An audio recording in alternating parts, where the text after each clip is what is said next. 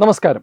ആഗോളതലത്തിൽ യുദ്ധഭീതിയും ഭാരതത്തിനുള്ളിൽ തെരഞ്ഞെടുപ്പ് ചൂടുമൊക്കെ വാർത്തകളിൽ ഇങ്ങനെ നിറഞ്ഞു നിൽക്കുന്ന സമയത്താണ് തികച്ചും അപ്രതീക്ഷിതമായി കഴിഞ്ഞ ദിവസം വൈകുന്നേരം അമേരിക്കയിൽ നിന്ന് ഒരു വാർത്ത വരുന്നത്.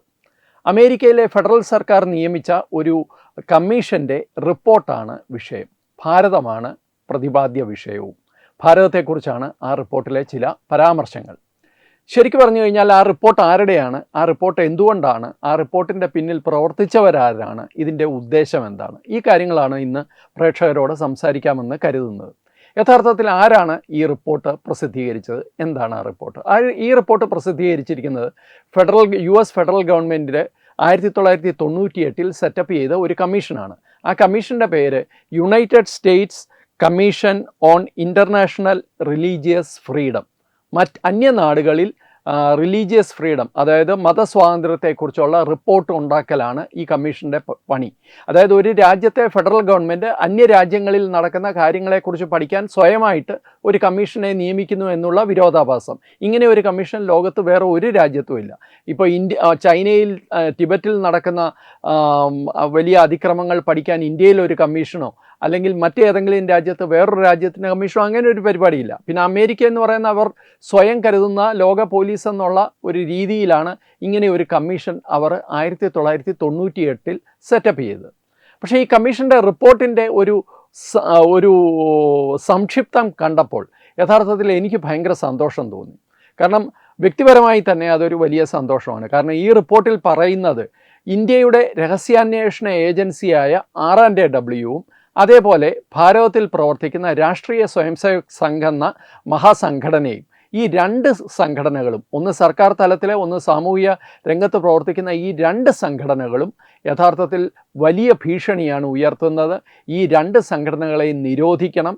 ഈ രണ്ട് സംഘടനകളുടെ എന്തെങ്കിലും സ്വത്തുക്കൾ അമേരിക്കയിൽ ഉണ്ടെങ്കിൽ അത് ഫ്രീസ് ചെയ്യണം, എത്രയും പെട്ടെന്ന് മരവിപ്പിക്കണം. ഈ സംഘടനകളിൽപ്പെട്ട ആൾക്കാരെ അമേരിക്കയിലേക്ക് പ്രവേശിപ്പിക്കരുത്. ഇങ്ങനെ കുറേ ആവശ്യങ്ങളാണ് ഈ കമ്മീഷൻ സർക്കാരിന് സമർപ്പിച്ച റിപ്പോർട്ടിൽ പറയുന്നത്.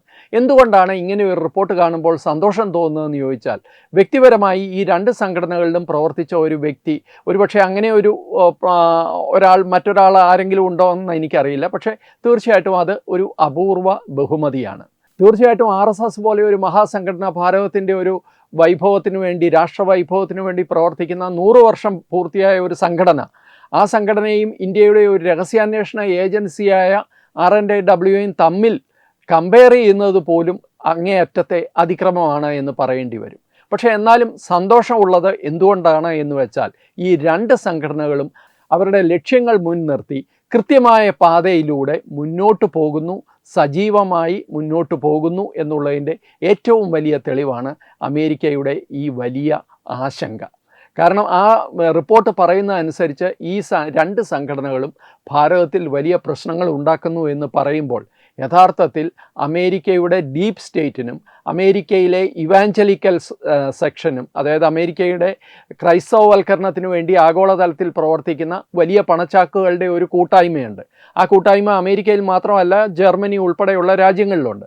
അപ്പോൾ അവർക്കൊക്കെ കണ്ണിലെ കരടായി ഈ രണ്ട് സംഘടനകൾ മാറിയിരിക്കുന്നു എന്നതിന് ഇതിൽ പരം മറ്റൊരു തെളിവ് ആവശ്യമില്ല. എന്താണ് ഈ രണ്ട് സംഘടനകളെക്കുറിച്ച് ഈ റിപ്പോർട്ടിൽ പറയുന്നതെന്നൊന്ന് നോക്കാം.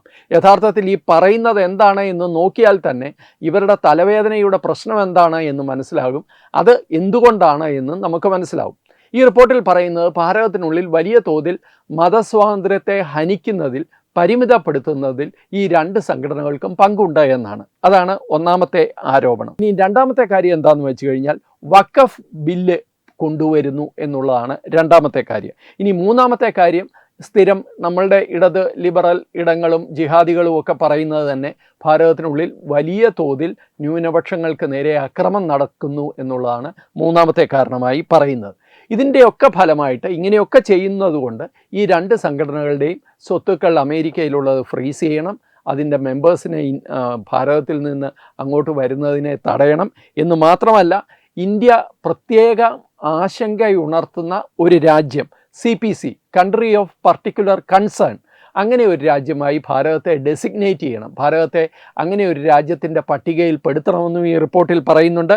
അതുകൂടാതെ ഈ റിപ്പോർട്ടിൽ ഭാരതവുമായിട്ടുള്ള അമേരിക്കയുടെ എല്ലാവിധ ഡിഫൻസ് ഡീൽസും, അതായത് പ്രതിരോധ മേഖലയിലെ എല്ലാ ബന്ധങ്ങളും ഇതിൻ്റെയൊക്കെ അടിസ്ഥാനത്തിൽ, അതായത് ഈ ആശങ്കകൾ ഭാരതത്തോടെ പറഞ്ഞ് ഭാരതത്തെ കൊണ്ട് നടപടിയെടുപ്പിച്ചില്ലെങ്കിൽ ഈ പറയുന്ന പ്രതിരോധ രംഗത്തെ പരസ്പര സഹകരണവും പ്രതിരോധ രംഗത്തെ വിൽപ്പനയുമൊക്കെ ഈ റിപ്പോർട്ടുമായി ലിങ്ക് ചെയ്യണം എന്നാണ് ഇവർ ആവശ്യപ്പെടുന്നത്. അതായത് അമേരിക്കയുടെ ആയുധ കയറ്റുമതിയുടെ നിയമത്തിൻ്റെ സെക്ഷൻ 6 എൻഫോഴ്സ് ചെയ്യണമെന്നാണ് പറയുന്നത്. ആ സെക്ഷൻ 6 പ്രകാരം ഇങ്ങനെ എന്തെങ്കിലും കൺസേൺ ഉള്ള രാജ്യങ്ങളുമായിട്ട് അമേരിക്കയുടെ ആയുധ വ്യാപാരം പരിമിതപ്പെടുത്തണമെന്നാണ് ആവശ്യപ്പെടുന്നത്. അങ്ങനെ വളരെ കൃത്യമായിട്ട് ഈ കാരണങ്ങളൊക്കെ ഇവർ ഇങ്ങനെ നിരത്തുമ്പോൾ തന്നെ അവരുടെ പ്രശ്നം എന്താണെന്ന് നമുക്ക് മനസ്സിലാവും. അതായത് വഖഫ് ബില്ല് പ്രശ്നമാണ്, അതേപോലെ വലിയ വ്യാപകമായ തോതിൽ ഗിരിവർഗ വനവാസി മേഖലകളിൽ നടക്കുന്ന മതപരിവർത്തനം അവർക്ക് വലിയ പ്രശ്നമാണ്. ഭാരതം ഒരു വലിയ സാമ്പത്തിക ശക്തിയായി പ്രതിരോധ ശക്തിയായി ഉയരുന്നത് അവർക്ക് വലിയ തലവേദനയാണ്. അങ്ങനെയുള്ള ഈ തലവേദനകളെ എല്ലാം നേരിട്ട് ഭാരതത്തെ എങ്ങനെയെങ്കിലും താറടിക്കാൻ, അതാണ് ഭാരതം ആഗോളതലത്തിൽ വലിയ തോതിൽ ഉയർച്ചയിലേക്ക് പോകുമ്പോൾ എല്ലാ രാജ്യങ്ങളും, പരസ്പരം പോരടിക്കുന്ന രാജ്യങ്ങൾ എല്ലാവരും തന്നെ ഭാരതത്തെ ഒരു വിശ്വഗുരു എന്ന നിലയിൽ അല്ലെങ്കിൽ ഒരു നേതാവ് എന്ന നിലയിൽ ഉറ്റുനോക്കുമ്പോൾ ഭാരതം ഒരു പ്രത്യേക ആശങ്ക ഉയർത്തുന്ന രാജ്യമായി ഭാരതത്തെ ഡെസിഗ്നേറ്റ് ചെയ്യണമെന്നാണ് ഈ റിപ്പോർട്ട് ആവശ്യപ്പെടുന്നത്. അപ്പോൾ വളരെ കൃത്യമാണ്. അതായത് ഇതേ ഡീപ് സ്റ്റേറ്റിൻ്റെ ഇതേ അജണ്ടയാണ് മറ്റൊരു അർത്ഥത്തിൽ നമ്മളുടെ പ്രതിപക്ഷ നേതാവ് നടപ്പാക്കുന്നതെന്ന് പറയേണ്ടി വരും. കാരണം അവരെ സംബന്ധിച്ചിടത്തോളം ഭാരതത്തിൻ്റെ ഉയർച്ച പിന്നോട്ട് വലിക്കുക, ഭാരതത്തിനുള്ളിൽ വലിയ തോതിൽ കലാപങ്ങൾ ഉണ്ടാക്കുക, ഭാരതത്തിനുള്ളിൽ എല്ലാ അർത്ഥത്തിലും അസ്ഥിരതയുണ്ടാക്കുക, സാമ്പത്തികമായി സാമൂഹികമായി ഒക്കെ അസ്ഥിരതയുണ്ടാക്കുക, ഇതെല്ലാം ഈ ഡീപ് സ്റ്റേറ്റിൻ്റെ കൃത്യമായ അജണ്ടയാണ്. ആ അജണ്ട ഇവിടെ നടപ്പാക്കാൻ നിരന്തരം അവർ ശ്രമിച്ചുകൊണ്ടിരിക്കുകയാണ്. ഏറ്റവും അവസാനം ഇപ്പോഴത്തെ LPG വിഷയത്തിൽ പോലും ജനങ്ങൾ തെരുവിലിറങ്ങണമെന്ന് ആഗ്രഹിക്കുന്നവരാണ് ഈ പറയുന്ന ആൾക്കാരെല്ലാവരും. അപ്പോൾ എല്ലാ അർത്ഥത്തിലും അങ്ങനെ ഭാരതത്തിനുള്ളിൽ വലിയ കുഴപ്പങ്ങൾ ഉണ്ടാക്കാനുള്ള ശ്രമങ്ങൾ ഒന്നിനു പുറകെ ഒന്നായി പരാജയപ്പെടുമ്പോൾ ഇത് മറ്റൊരു ശ്രമം മറുവശത്തൂടെ നടത്തുന്നു എന്ന് മാത്രം കണ്ടാൽ മതി. ഇത് ആദ്യമായിട്ടല്ല ഈ റിപ്പോർട്ട് ഇങ്ങനെ വരുന്നത്. നിരവധി വർഷങ്ങളായിട്ട് അമേരിക്ക ഭാരതത്തിനെതിരെ ഉപയോഗിക്കുന്ന ഒരു ആയുധമാണ് ഈ കമ്മീഷൻ റിപ്പോർട്ട്. കഴിഞ്ഞ വർഷവും ഇതേപോലെ, അന്ന് എന്തായാലും രാഷ്ട്രീയ സ്വയംസേവക സംഘത്തിൻ്റെ പേരൊന്നും പറഞ്ഞിട്ടില്ല, റോയുടെ പേര് പറഞ്ഞിട്ടില്ല, പക്ഷേ ഇതുപോലെയുള്ള പരാമർശങ്ങൾ വന്നപ്പോൾ ഭാരതം അതിശക്തമായി തിരിച്ചടിച്ചതാണ്. നിങ്ങൾ നിങ്ങളുടെ കാര്യം നോക്കിയാൽ മതി, ഞങ്ങളുടെ കാര്യം നോക്കാൻ ഞങ്ങൾക്കറിയാം, ഞങ്ങളുടെ കാര്യങ്ങളിൽ നിങ്ങൾ ഇടപെടേണ്ട ആവശ്യമില്ല എന്ന് ഭാരതം ഔദ്യോഗികമായി തന്നെ വാർത്താ സമ്മേളനം വിളിച്ച് ഭാരതത്തിൻ്റെ വിദേശകാര്യ മന്ത്രാലയം പറഞ്ഞതാണ്. പക്ഷേ അവർ വീണ്ടും ഇതേ ശ്രമങ്ങൾ തുടരുകയാണ്. അത് തുടർന്നുകൊണ്ടേയിരിക്കും, നമ്മൾ മുന്നോട്ട് പൊയ്ക്കൊണ്ടേയിരിക്കും. ഇനി ആരാണ് ഈ റിപ്പോർട്ടിൻ്റെ പിന്നിൽ പ്രവർത്തിക്കുന്ന ബുദ്ധികേന്ദ്രങ്ങളിൽ ഒന്ന് എന്നും കൂടി മനസ്സിലാകുമ്പോൾ ഈ ചിത്രം പൂർണ്ണമാകുകയാണ്.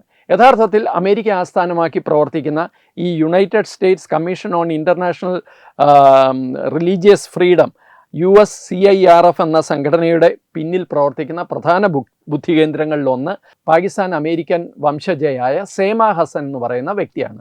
ഈ വ്യക്തിയും അവരുടെ കൂട്ടാളികളും അവരുടെ ടീമുമാണ് നിരന്തരം എല്ലാ വർഷവും ഇങ്ങനെയൊരു വലിയ പ്രഹസനം നടത്തുന്നത്. തീർച്ചയായിട്ടും ഈ റിപ്പോർട്ട് ഭാരതത്തിൽ ആശങ്ക ഉണർത്തുന്നുണ്ടോ എന്ന് ചോദിച്ചു കഴിഞ്ഞാൽ ഇല്ല എന്ന് തന്നെയാണ് ഉത്തരം. കാരണം ഇത് ഭാരതത്തെ ഒരു തരത്തിലും ബാധിക്കില്ല. ഇങ്ങനെയൊരു റിപ്പോർട്ട് വന്നതുകൊണ്ട് അമേരിക്ക എന്തെങ്കിലും ചെയ്യാനും പോകുന്നില്ല. പക്ഷേ ഇതൊരു പേടിപ്പിക്കലാണ്.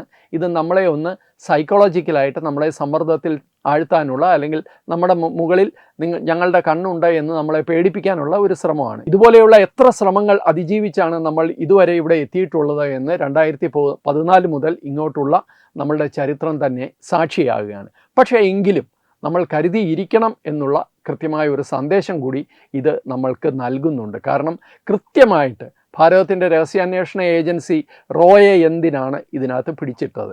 റോ തീർച്ചയായിട്ടും അന്താരാഷ്ട്ര തലത്തിൽ ഭാരതത്തിന് വലിയ സ്വീകാര്യത ലഭിക്കുന്നതിൽ, ഭാരതത്തിൻ്റെ ശത്രുക്കൾ ഒന്നൊന്നായി ഇല്ലാതാകുന്നതിൽ ഒരു വലിയ പങ്ക് റോയ്ക്കുണ്ട് എന്നാണ് പലരും പറയുന്നത്. അതുകൊണ്ട് തന്നെയാണ് റോയുടെ പരാമർശം വന്നത്. രാഷ്ട്രീയ സ്വയംസേവക സംഘത്തെ സംബന്ധിച്ചിടത്തോളം ഞാനത് പ്രത്യേകം പറയേണ്ട ആവശ്യമില്ല.